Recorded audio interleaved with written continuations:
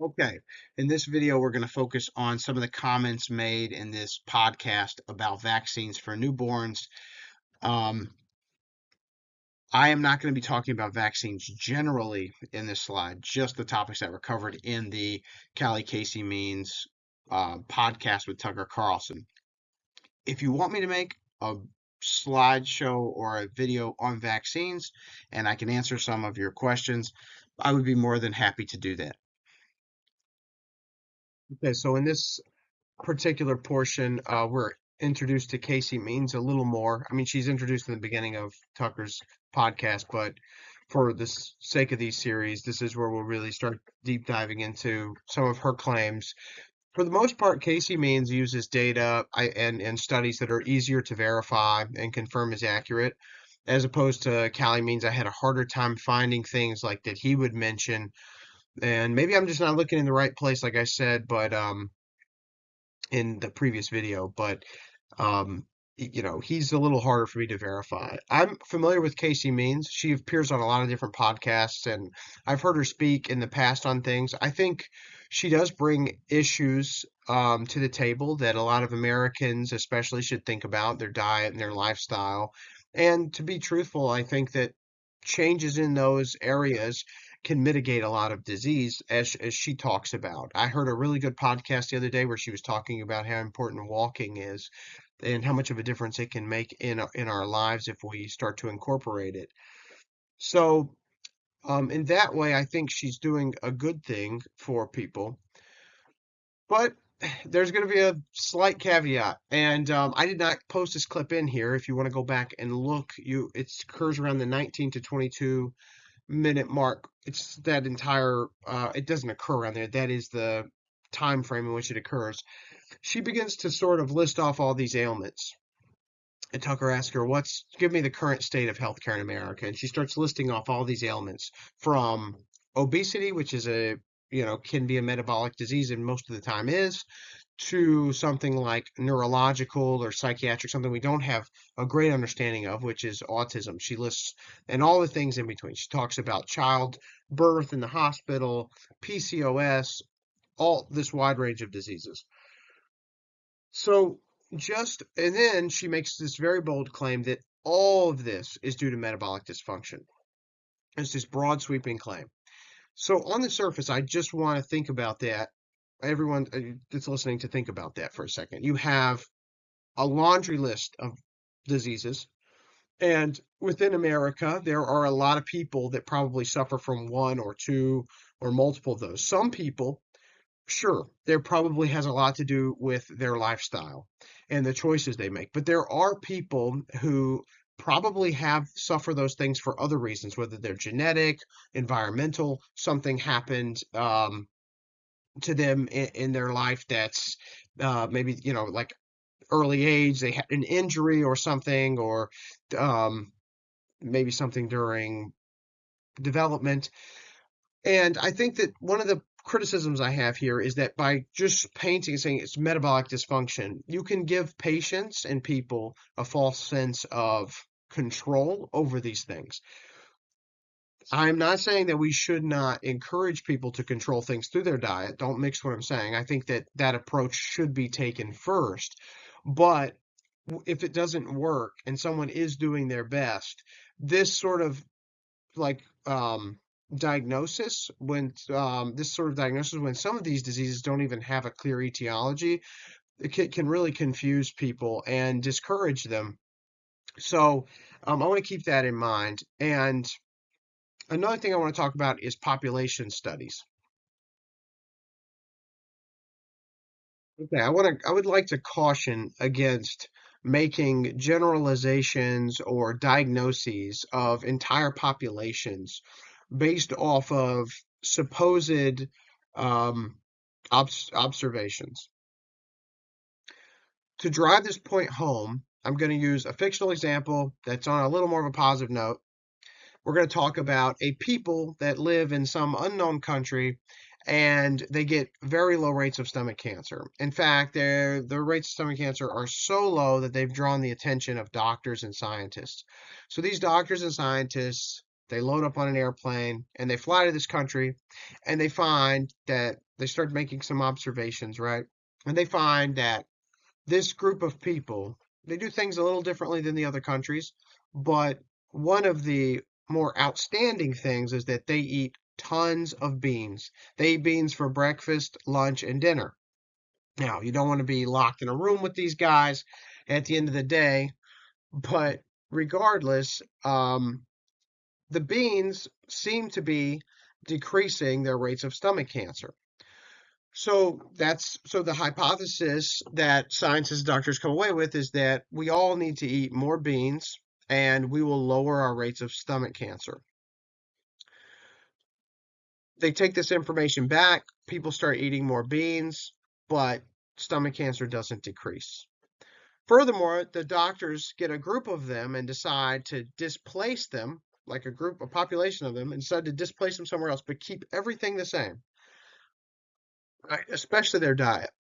And these people, after years and years and years, start to integrating into societies and everything, but they start developing stomach cancer at the same rates. So obviously there was something else there.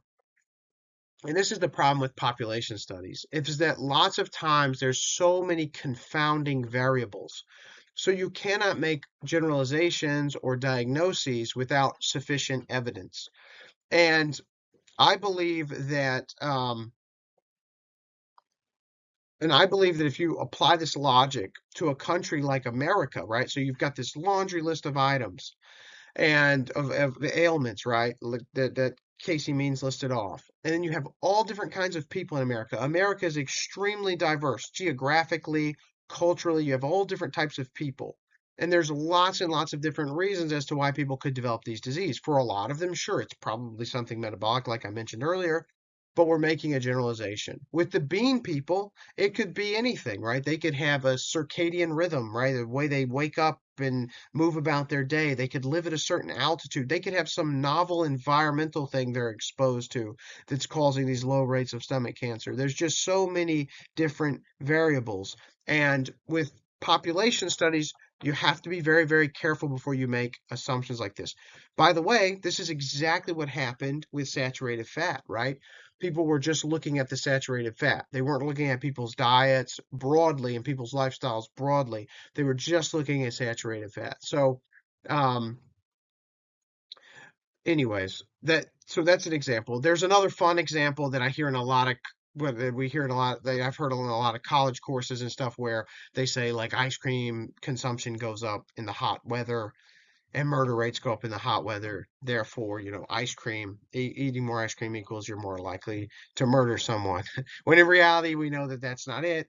The summer, people are interacting more, they're running into each other more likely that some sort of event is going to take place.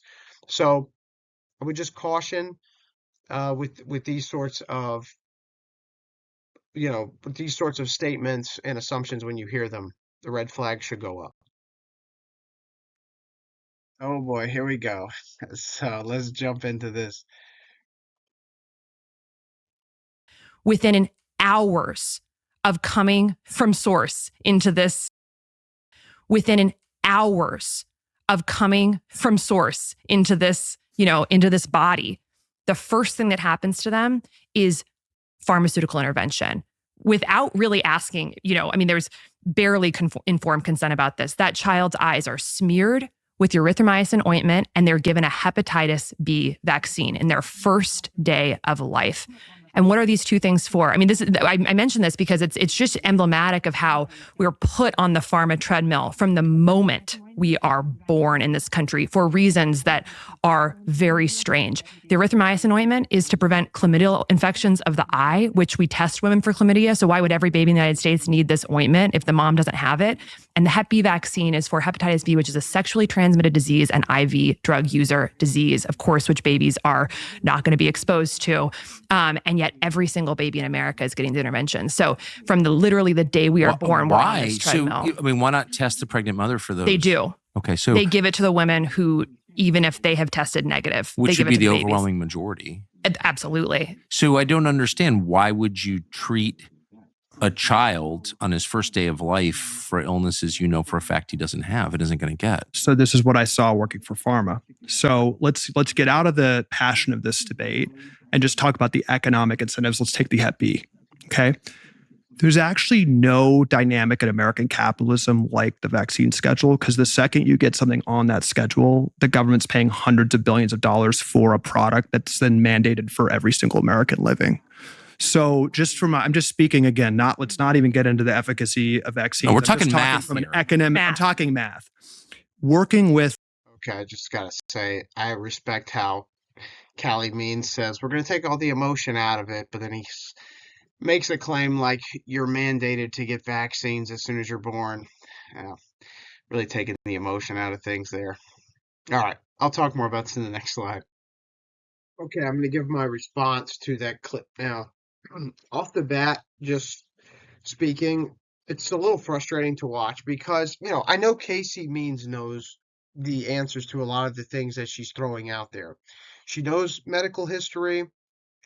She understands why they did this in the past and why they do it now, why they probably continue to do it. And the way she's talking really plays on people's emotions. It gives this impression that there's some ulterior motive. And I think personally, I think it's dishonest and misleading at best. So I'm going to answer the question for everyone in this video. Why do we give the Hep B to newborns? So the reasoning is because if a newborn develops cirrhosis, if the newborn develops, if a newborn gets Hep B or acquires it before the age of 1, the prognosis is little. There's a 90% chance they will develop chronic illness like cirrhosis of the liver cancer, and then other sorts of chronic liver diseases. Vaccines are relatively inexpensive. They are cheap. They are very cheap. Do you know what is not cheap? Treating liver cancer, treating cirrhosis, treating chronic conditions. These are huge economic burdens and healthcare costs. And even when a few thousand people acquire them in the United States, they do create an economic burden, and they're much more expensive to treat. So think about that for a second, right? I repeat it because it's an important point. If the pharmaceutical company really wanted to make money, would they give you a vaccine, which, by the way, vaccines are not a huge profit margin for pharma. It's true they're a steady source of income, but when you look at the pie wheel of where they make the most money, vaccines it doesn't have huge profit margins. But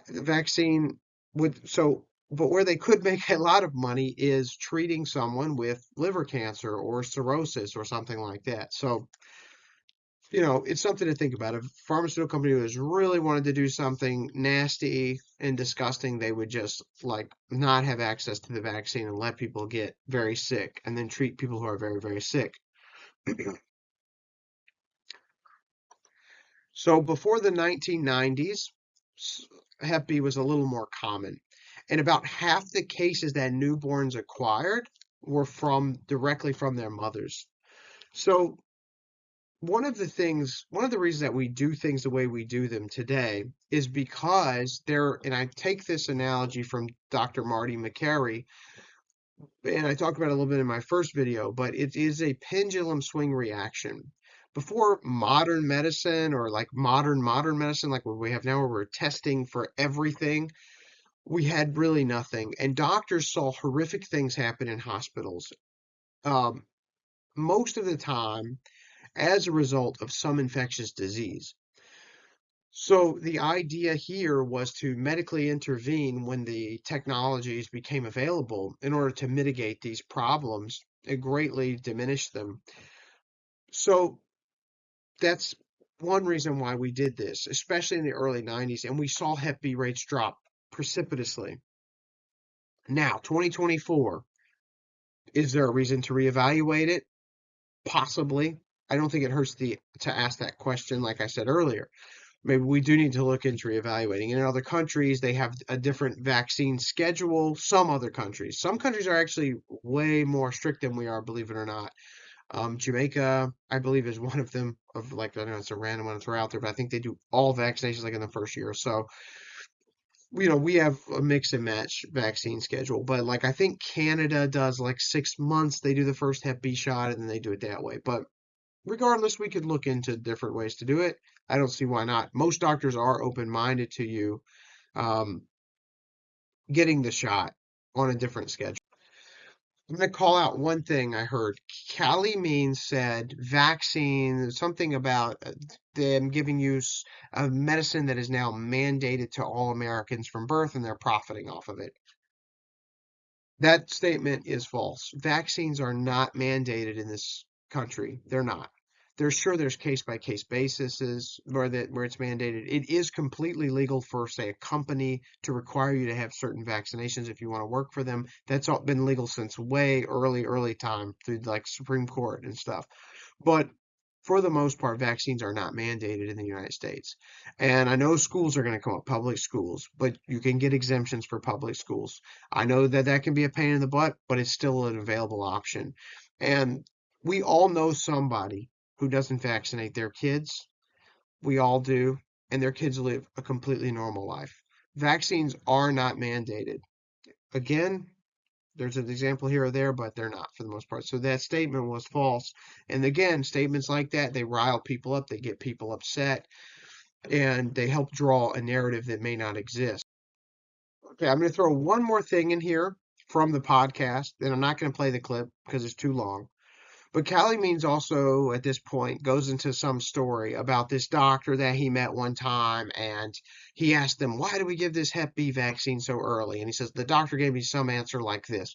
He says, playing in the park, and they fall on a needle or something like that, a newborn. And it's a ridiculous story. If the doctor said that, that's a ridiculous reason. If you have a doctor that says something like that to you, I'd probably go to a different doctor. That story is just ridiculous on its face. It sounds crazy to me.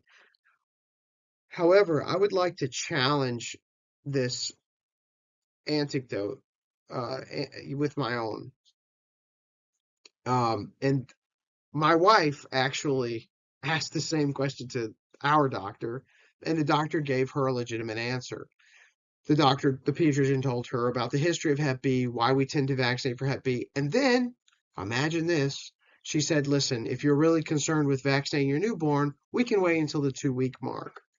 2 of my kids got the Hep B vax at the 2-week mark. The other 2 got it regularly. That was because we were trying to conduct our own clinically controlled experiment on our kids. Just kidding. But regardless, my point is that this story to me, like, if there's a doctor out there, if your doctor's not willing to have a conversation with you, you can go to a different doctor. And there are doctors out there who are willing to have this conversation. And my experience is that doctors have been open-minded to the possibility of vaccinating on a different schedule. The key is like they just want you to get vaccinated because vaccines are safe and they keep your child safe from the unknowns. And I'll talk more about that in the next slide. And like I said, I don't want to get into vaccines generally, but I will make us one of these videos on vaccines. Here's the case studies that I wanted to provide. You can click the link, the bottom one right there, if you want to go to the website. But there's like 4 different case studies here, and 2 of them would fall into the category of wrong testing. And so, this is another reason why you would want to maybe do the Hep B vaccine early as medical malpractice. If a doctor orders the wrong test or they misread their screening results, it could lead to that. That's going to be really rare example, but again, you can read about this if you want. I just wanted to give the examples because I said let's give a few more reasons to why we would vaccinate for Hep B early. Now, my goal here is not to deter from asking the question, right? Could we reevaluate this? Could we do this differently? Could we do this differently by regions in the United States? Is there higher risk regions? All these kind of questions like those, I think that's fine. But my goal here is just to again, start in the center and say, is there a reason why we're vaccinating earlier, or is it just because the pharmaceutical companies are trying to get money in their pockets immediately? So I'm going to give a few examples. Number one would be mathematical modeling. Vaccinating early before the age of 1 is based off of mathematical modeling, in which the goal is to get vaccine coverage rates very high, above 90%.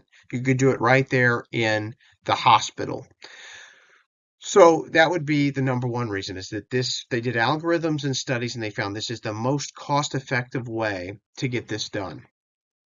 Okay. Next would be the consequences of developing hepatitis B before the age of 1. And I talked about that before, right? Before the age of 1, 90% chance of developing a chronic infection.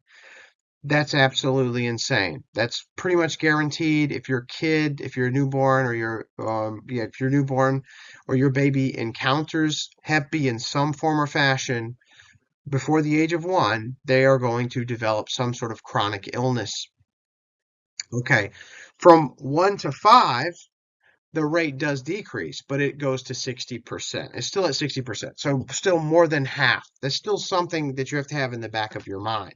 Now, hepatitis B is primarily spread through sexual contact, but there are cases where it has spread through the saliva.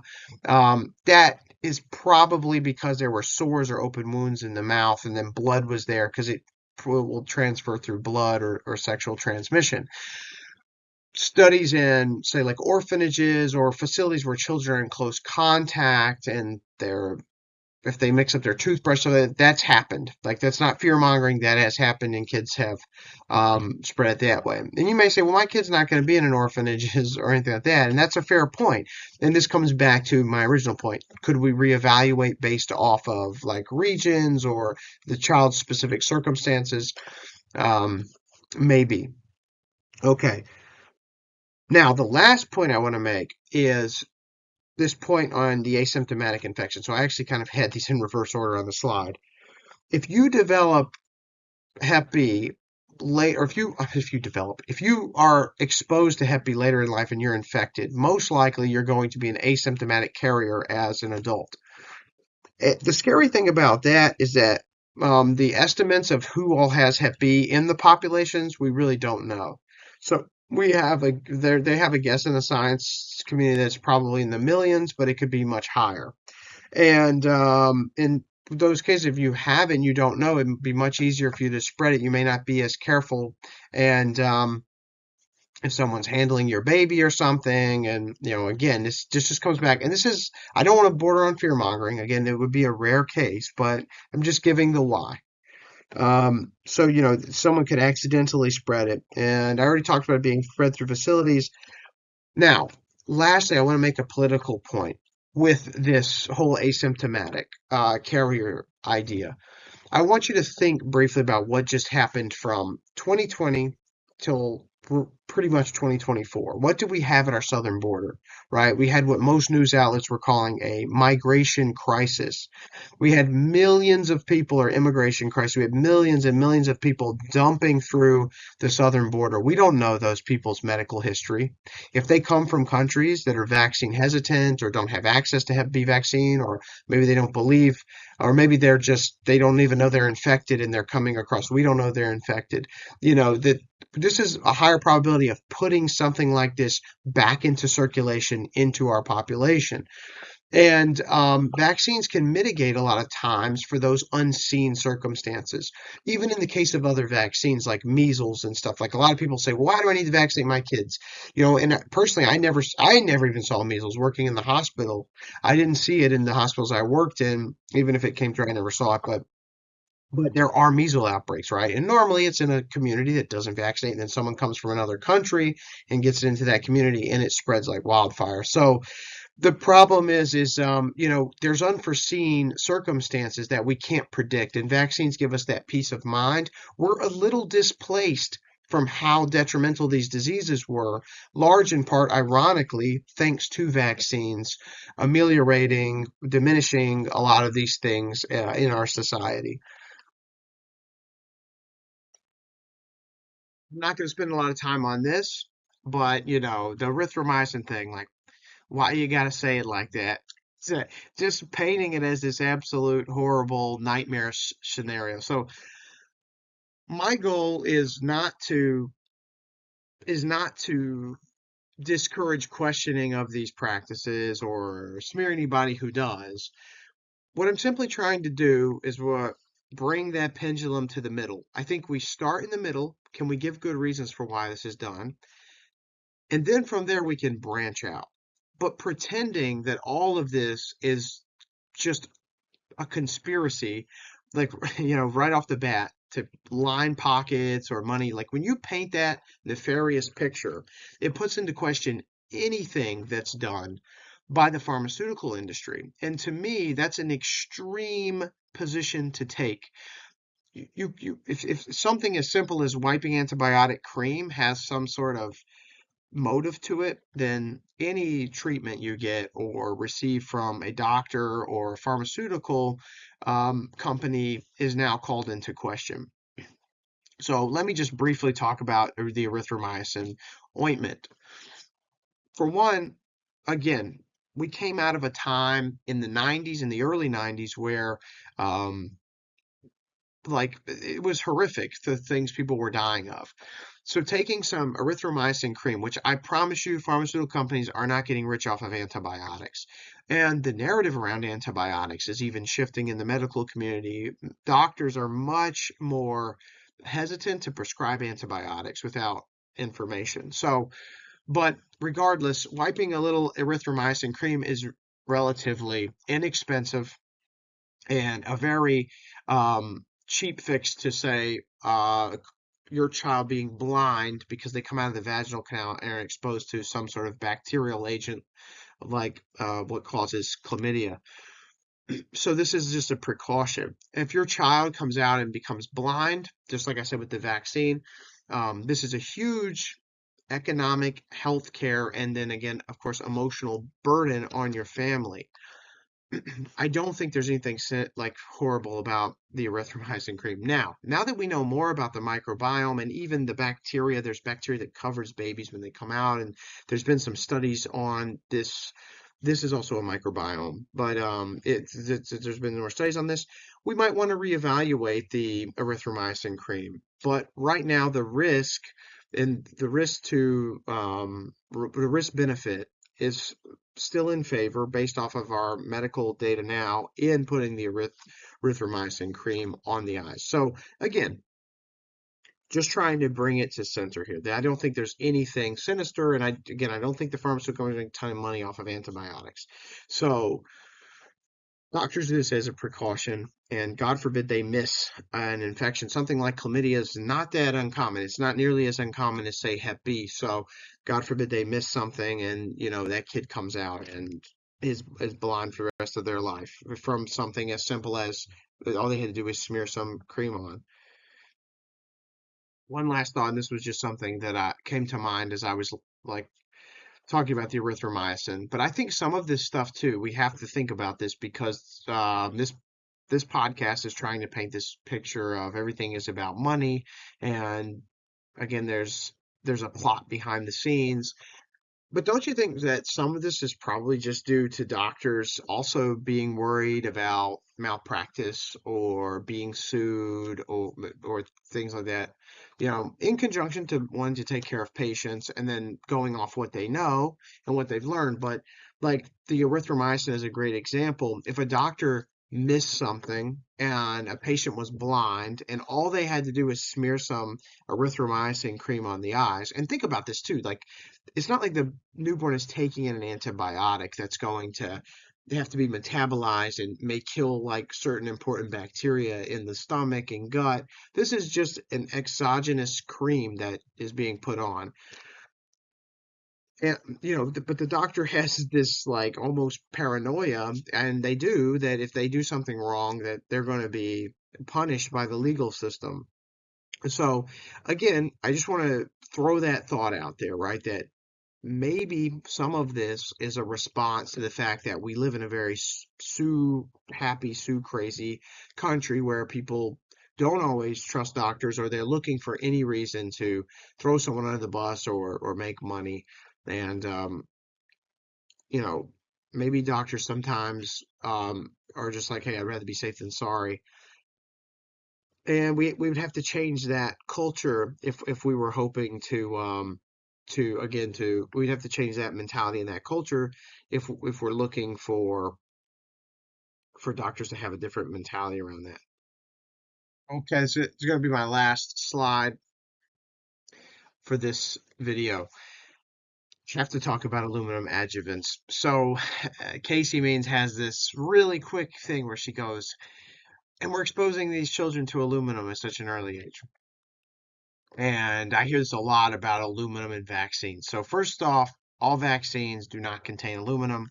Aluminum is an adjuvant. What is an adjuvant? An adjuvant helps your body kickstart an immune response. In vivo, in the body, when you encounter an antigen, just a natural antigen, you need a co-stimulatory response in order to provoke an immune response in your body. So you have to have two receptors activated on a specific cell type in order for your body to say, hey, this is important. We need to mount a response. That is a safety protocol. If your body just always was launching immune responses, it wouldn't be a good thing. It's a lot of energy for one. You would have a high risk of like you may have a high risk of like self reactions and all that. So your body has that in store for a reason. When you make a vaccine, you're putting in there some sort of antigen that you want the body to form a response against. A vaccine is really a natural form of medicine, even though people don't think that because they think it's made with all this synthetic crap, which it's really not. I mean, there's things in there like aluminum is not a metal that we know of that your body really uses, but I'll talk about in a second why that's not so alarming. But anyways, a vaccine is using every tool that your body has to make a to mount a defense, a permanent defense, really, against an antigen. But the issue is when you just insert, say you just inject a protein or a dead virus into someone in hopes that it's going to create an immune response. What they found is that didn't happen. That really didn't happen. Your body really wouldn't create a response, especially in these low doses that they're trying to put in a vaccine. So what they did was they started introducing different chemicals into the vaccines to see what would help.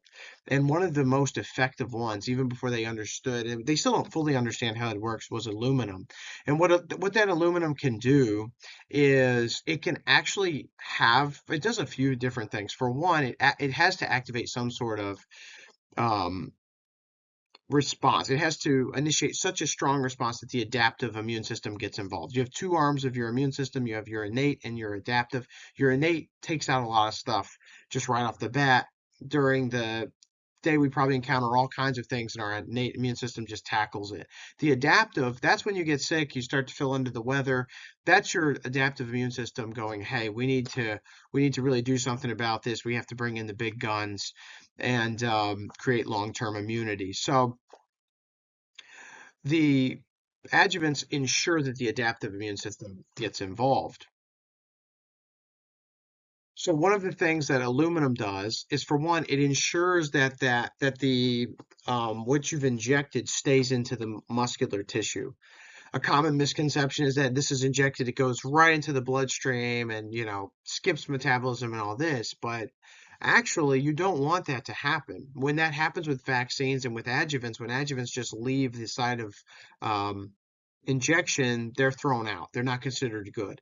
They want them to hang around with the antigen, and so the cells that all take part in creating this adaptive response get there and identify what it is, and again create that immunity. So one thing I hear about adjuvants is with aluminum is it's a heavy metal. Okay, now not everyone believes this, and I'm sure there are people who are privy to this fact, but aluminum is not considered a heavy metal.